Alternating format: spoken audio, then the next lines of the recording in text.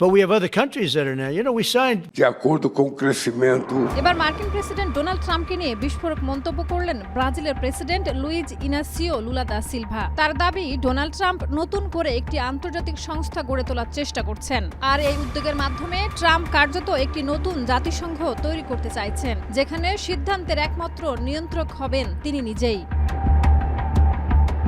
সুইজারল্যান্ডের দাভোসে সম্প্রতি board of piece নামে একটি সংস্থার আনুষ্ঠানিক ঘোষণা দেন ডোনাল্ড ট্রাম্প। এই উপলক্ষে বিশ্বের বিভিন্ন দেশের সরকার প্রধানদের কাছে সদস্যপদ গ্রহণের আমন্ত্রণ পাঠানো হয়। তবে এই উদ্যোগকে জাতিসংঘের বিকল্প হিসেবে দেখছেন লুলা।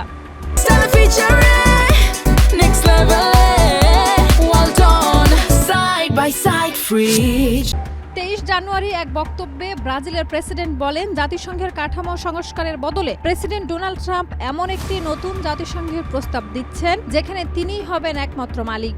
একই সঙ্গে তিনি অভিযোগ করেন, ট্রাম্প সামাজিক যোগাযোগ মাধ্যম, বিশেষ করে টুইটারের মাধ্যমে বিশ্ব রাজনীতি নিয়ন্ত্রণ করতে চাইছেন।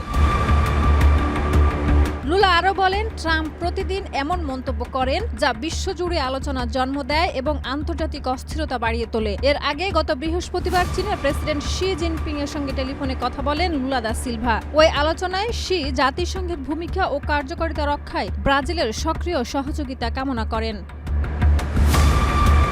দ্বিতীয় মেয়াদে ক্ষমতায় এসে ডোনাল্ড ট্রাম্প যুক্তরাষ্ট্রকে একের পর এক আন্তর্জাতিক সংস্থা থেকে প্রত্যাহার করছেন। সম্প্রতি দেশটি WHO থেকে বেরিয়েছে।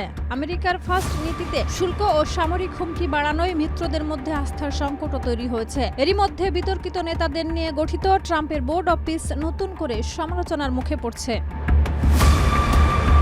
শাহিদা রুবি, মাই টিভি।